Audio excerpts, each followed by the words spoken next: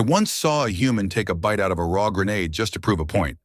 High Counselor Vex blinked all four of his eyelids at once. That cannot be accurate.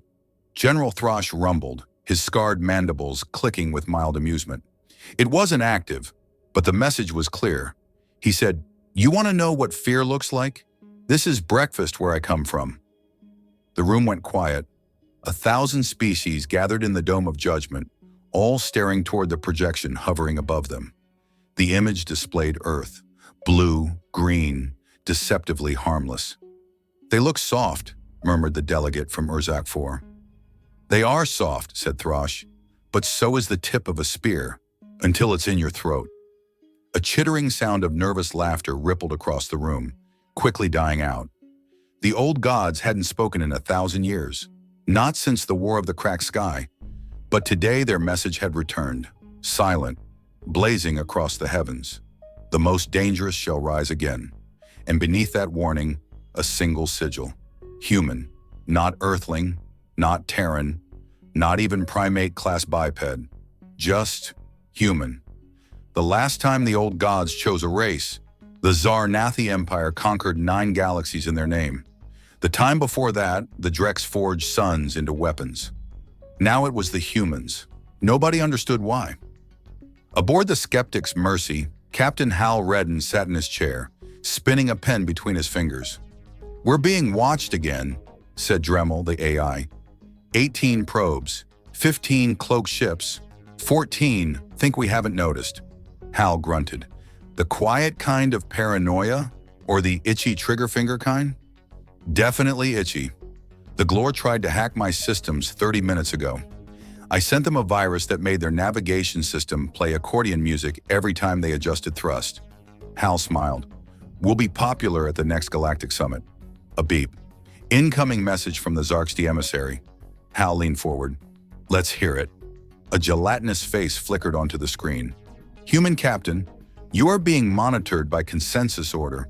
Your vessel is suspected of carrying knowledge forbidden under the 13th Treaty. Comply or be deatomized." Hal rolled his eyes. "Is this about the toaster again? You reverse-engineered a singularity cannon from a kitchen appliance. It wasn't even a fancy toaster, only 2 slots." The Zarksti stared at him. "You're laughing. You shouldn't be laughing." "Oh, I should. You ever seen what happens when a black hole and bagel crumbs share a universe?" The screen cut off. Dremel beeped. "They're locking weapons." Hal sighed. "All right, open the left missile bay and release the bees." A pause. "Are you joking?" "You ask me that every time. Release the bees." On the exterior of the Skeptic's Mercy, a hatch opened.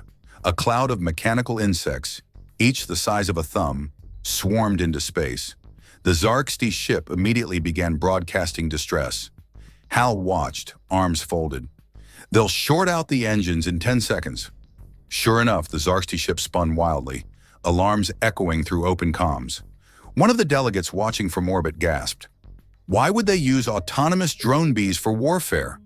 A Terran ambassador on a nearby station replied, deadpan, "They were bored one afternoon."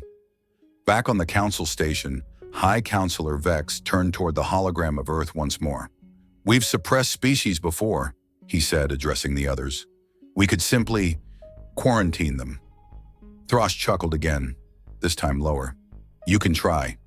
We have superior numbers. They've beaten superior numbers. We have better tech. They steal tech just to improve it in spite. We're older. They made a working railgun out of a vending machine." Vex hissed in frustration. "Then why, in the name of the rings, would the old gods pick them?" A new voice crackled to life. Ancient, heavy, almost molecular in its depth. It came not from a delegate, not from a transmission. It came from the stonework of the dome itself. "Because they refused to stop." All heads turned. The counselor from Gliese 31 spoke, eyes wide. "Was that?" "Yes," Throsh whispered. "That was them." The old gods.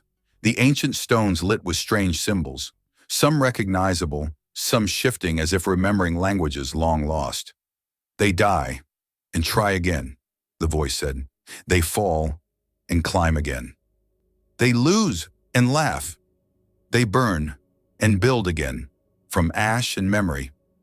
A cold silence fell across the chamber. Then Vex spoke quietly. "We call that madness." The voice answered louder now. "We call it dangerous." Hal Redden watched the stars go by, sipping from a chipped mug that once belonged to his grandfather. He'd stolen it from a museum, said it held more history that way. "We're being followed again," Dremel announced. "How many ships?" "3. Different factions, all very polite. Time to remind them what polite gets you." He reached for a lever labeled "Do not pull unless absolutely necessary." He pulled it. Above Earth, massive rings began to spin. Not artificial ones, rings of storm, energy, and pattern. The atmosphere throbbed like a drumbeat heard from orbit. Ships scrambled, fleets repositioned. Observers panicked. The Earth did not fire a weapon. It simply prepared to get back up. Thrush stood before the council once more. "They've always been like that," he said. "Every time one of us thought they'd broken, whether through war, plague, silence, or sheer apathy, they turned breaking into fuel." He raised one claw. "You can outnumber them, you can outgun them, but you'll never outstubborn them." The chamber fell into anxious whispers. Then the hologram flickered again. A human boy, maybe 10 years old, appeared, duct tape across one eye, piloting a homemade craft through an asteroid belt, using a joystick made from a ladle and chewing gum. "What is this?" someone demanded. Thrush smiled. "That's from their children's science fair." The silence afterward wasn't fear, it was strategy being rewritten. The Glor, humbled but not defeated, sent a formal invitation to Earth 2 weeks later. It wasn't a peace offer, it was an investigation, a multi-species audit of human capability to assess whether the ascension mark of the old gods had been misassigned. Earth accepted, not with fanfare or parades, but with a handwritten RSVP that simply read, "We're free Tuesdays." By mid-cycle, the emissaries arrived. The council had expected a planetary ceremony. Instead, they found a barbecue. The human hosting the reception wore cargo shorts, an apron that said "Grill or be grilled," and flipped steaks on a solar-heated slab of iron. "You must be the aliens," he said casually, flipping a burger. "Want sauce?" The Wixnari diplomat blinked with both sets of eyes. "This is not a formal diplomatic gathering." "Sure it is. You're here. I'm here. There's fire. What's more universal than food and mild suspicion?" "Where is your ambassador?" "Oh, you mean the official guy? He's stuck in traffic. I'm Bob." "You are not qualified for this exchange." Bob shrugged. "Maybe, but I make a better brisket than he does." The delegation hesitated. The silence stretched. Then one of the lesser-ranked observers, a Trahali who only spoke in sense, wafted approval. Bob handed it a plate. From orbit, Thrush watched the feed. "They'll never understand this," he said. Dremel's voice came over the comm. "They're not meant to. It's not for them." Back in the Galactic Archive Tower, a meeting took place that was neither sanctioned nor recorded. A group of high-level tacticians and analysts, species from 9 quadrants, met in a pressure-sealed room called the Vault of Supposition. "They fight irrationally," said Commander Relk of the Sixfold Chain.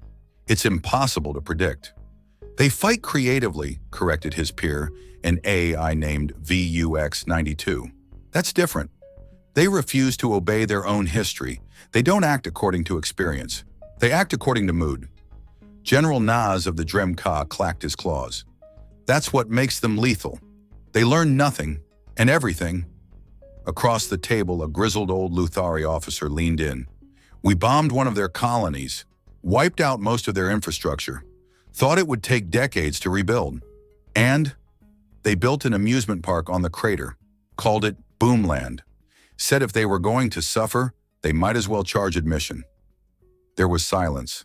Then Naz said slowly, "So the old gods favor them because they defy logic?" "No," said the Luthari, "because logic has limits." On a moon called Perseidakanx, a combat demonstration was held. Each species would send a champion. Humans were last to arrive. The contenders included a 10-armed Crassian bruiser, a shadow-skinned Osiric shapeshifter, and a sentient gravity well that pulsed with hostile energy. Each had conquered wars on their own planets. Each had trained under ancient war orders. Each had weapons forged in stars. The human stepped forward wearing a hoodie and jeans. "Where is your weapon?" asked the announcer. He pointed at his backpack. "I brought duct tape, a fork, and my phone." The Krashen roared. "This is disrespect." The human shrugged. "Not really. I just don't need anything else." The gravity well vibrated ominously. 30 seconds into the contest, the Krashen had duct tape wrapped around 7 of its arms and was rolling into a wall trying to gnaw it off. The Osirik had turned into a swarm of moths and been lured into a giant bug zapper cobbled together from a solar panel and chewing gum foil. The gravity well had been tricked into collapsing in on itself after the human held up a mirror and said, "Stare into your own potential." The crowd was quiet. The announcer finally said, "That concludes the demonstration." The human dusted off his hands. "You guys have anything to eat around here?" In the chambers of the old gods, those vast constructs that had existed before shape, before time, the glyphs moved again. Language reassembled itself into thought. The thought became intent. One of them turned to another. "They are imperfect. Yes. They contradict their own values. Yes. They argue with physics. Constantly. And yet, they continue." A beat. "Shall we test them further?" Another pause. Number. "Let them test us." Far above Earth's orbit, a council vessel cloaked in 3 layers of quantum shielding witnessed an unauthorized launch from the surface. A single human craft.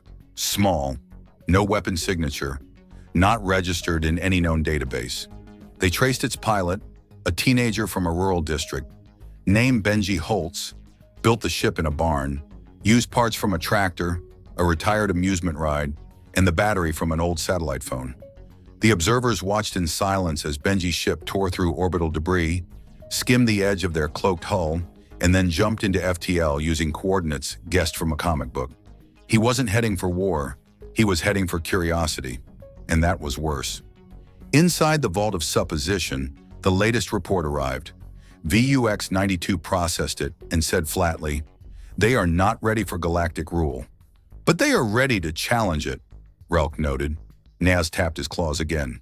"They do not conquer because they want. They conquer because they wonder what happens next." "And when they stop wondering?" the Luthari asked. "They won't." Another pause. Then VUX-92 whispered, almost reverently, "That's what scares us." Captain Hal Redden sat in a booth at a spaceport diner, sipping something that was technically coffee.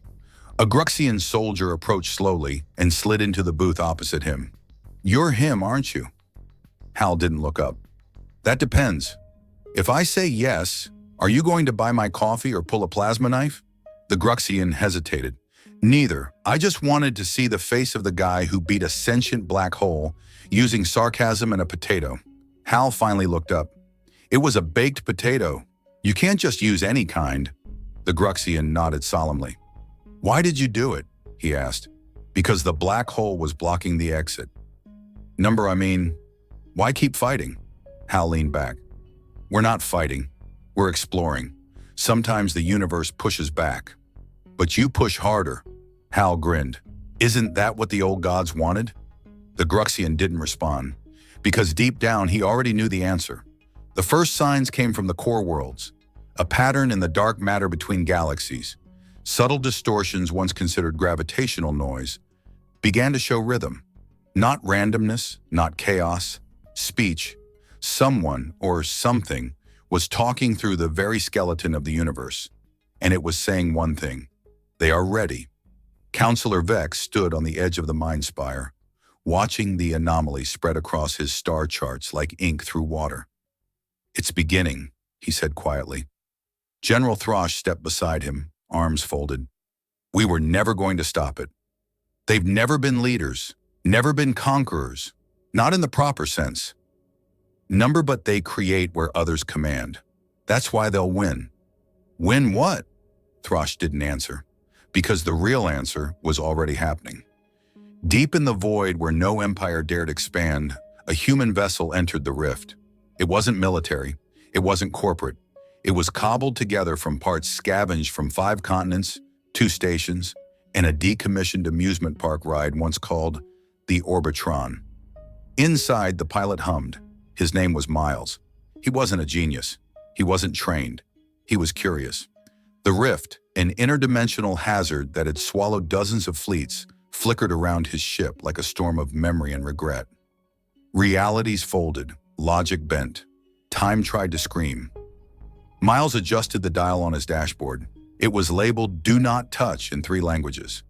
He touched it anyway. The ship shook. A voice began whispering in his ears, one that spoke as the atoms of the universe. "Human," it said. "Hey," Miles replied casually. "Why do you enter the fold of no return?" "Because nobody else made it back," he said, eyes glinting. "And that sounds like a challenge. You risk your species. They'd be mad if I didn't. You court oblivion. We court everything." The rift paused. Reality reassembled. And then, for the first time in eons, it opened. A corridor of knowledge, insight, and endless path was revealed. The rift let Miles through, because it had questions now. In the chambers of the old gods, once empty, now filled with voices again, the glyphs pulsed with wild speed. They move like fire across oil. They do not conquer the stars, they infect them with possibility. They break our patterns. They make new ones. They ask questions even when we offer answers. One old god spoke louder. "They are not what we expected." Another replied, "They are what we hoped for." The glyphs glowed white-hot. "It is time." The earth didn't know when it changed. Not exactly. It wasn't dramatic. No trumpet blast. No planet-wide transmission. But the stars began to listen differently. 1,000 scout vessels from rival civilizations landed in remote places across Earth's surface. Deserts, tundras, mountaintops, each hoping to see proof that the ascension mark was real. They found art installations made of scrap and light. They found wind-powered harmonics played across glass forests. They found old men playing chess with robots under park trees, arguing about classic literature and thermonuclear propulsion. They found a boy teaching an alien how to skip stones. And they realized the truth. Humanity wasn't waiting for power. They were already using it, just not in ways anyone else understood. At the Council of Final Deliberation, a vote was called. It was unthinkable. To offer Earth a permanent seat in the Central Directive. To name them an ascended species. "They're still dangerous," Vex warned. "They haven't changed that." "They don't need to," said Throsh. The vote passed. All except for the Venari abstained. They were still recovering from the time a human diplomat made them question their own calendar system, using only a pizza box and sarcasm. Captain Hal Redden stood before the assembled council as the first human representative on the ascended platform. He wore a faded jacket. His boots weren't polished. He had a cup of lukewarm tea in one hand, and everyone was watching him like he might start a war with a sentence. He tapped the microphone. "Can you all hear me?" The feedback made the Kalari twitch. Hal grinned. "Good. I've been told I'm supposed to make a speech. Something historic. Something befitting the moment. So here it is." He took a sip of tea. "We're not special," murmurs swept through the crowd. "But we're stubborn. We ask things no one dares ask. We get things wrong 1,000 times just to get it right once." He set down the cup. "You call us dangerous. Maybe. But you keep calling us back. You keep watching. You keep sending ships to observe, to understand, to warn others." He stepped forward. "You didn't make us dangerous. We did that ourselves. And now we're going to build ladders into places your best math says can't be reached. We're going to argue with gravity, charm black holes into singing, and figure out why toast always lands butterside down." More murmurs, a few surprised chuckles. Hal smiled wider. "We're the chaos you can't model, the joke you don't get, the idea that shouldn't work but does. That's what makes us dangerous." He nodded once. "And it's also what makes us worth following." Silence. Then the light at the center of the platform flared. The voice of the old god spoke one final time. "You are the spark. You are the madness. You are the children who ask the forbidden question." A pause. "You are ready." Miles returned from the rift 6 months later. He didn't bring weapons. He brought instructions. blueprints for things that made astrophysicists cry from joy and fear. Ways to bend time without warping causality. Ways to grow machines instead of building them. Concepts that rewrote philosophy and physics in equal measure. Humanity didn't hoard them. They published them, translated into 78 languages, distributed freely, even offered cookies with the downloads. The galaxy changed again, this time willingly. At the edge of a garden on a restored moon, Throsh sat with Vex, older now, quieter. "They built a school here," Vex said, gesturing at the growing structure nearby. "For who?" Throsh asked. "Everyone." Throsh nodded. "And the humans? What are they doing now?" Vex looked upward, where a trail of light stretched beyond the moon. Beyond the system, ships bound for points unknown. "They said they're going somewhere the maps don't reach. And after that, they said they'll keep going." Throsh chuckled softly. "Dangerous indeed."